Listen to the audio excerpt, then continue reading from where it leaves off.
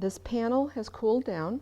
I can feel between the top and the bottom that it's cooler.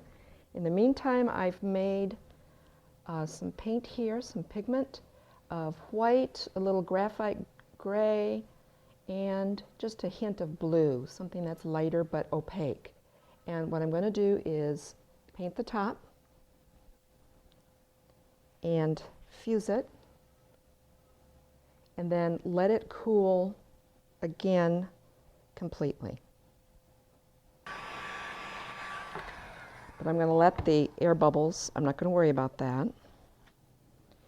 Letting the board underneath cool well also helps keep the colors from running. And if I was really concerned about that, I could have put a layer of medium as a top coat before I added this solid color on top. So I'm going to let this cool again for just a few minutes, and then I'm going to have the fun part of coming in with some tools and scribing through so that we can see the different colors underneath. This panel has cooled quite a bit. It's not cold, but it has cooled. So I've brought over some of my tools that I've been collecting along. You can use anything to scribe, literally anything. I've been collecting some clay tools. That's what some of these are. At garage sales, I've been finding interesting rasps and files and things I've been picking up. Something that can be really cool, although I have to admit it took about a year for me to work up the nerve, is dental tools. It took me about a year to work up the nerve to ask my dentist for some of his old tools because I thought that he would think I'm crazy. Well, actually he thought that was so cool, he gave me like enough tools to last into the next millennium. So if any of you are inclined for that, I say go for it. So what we're going to do is we're going to pick up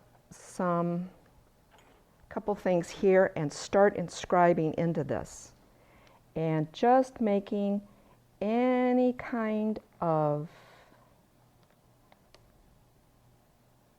mark that we want, and I'll set that aside.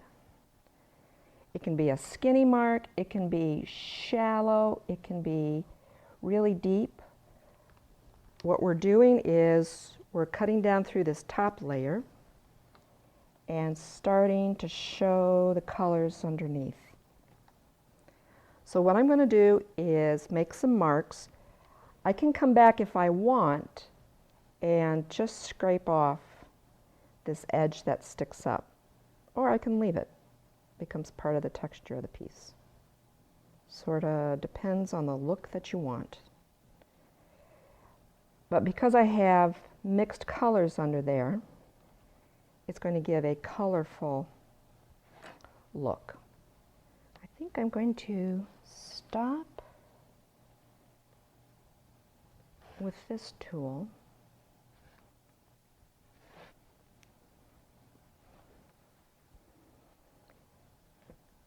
And then when I have a moment, I'll go back and just clean up that edge a little bit. You can even take an X-Acto and just scrape off. But that's inscribing.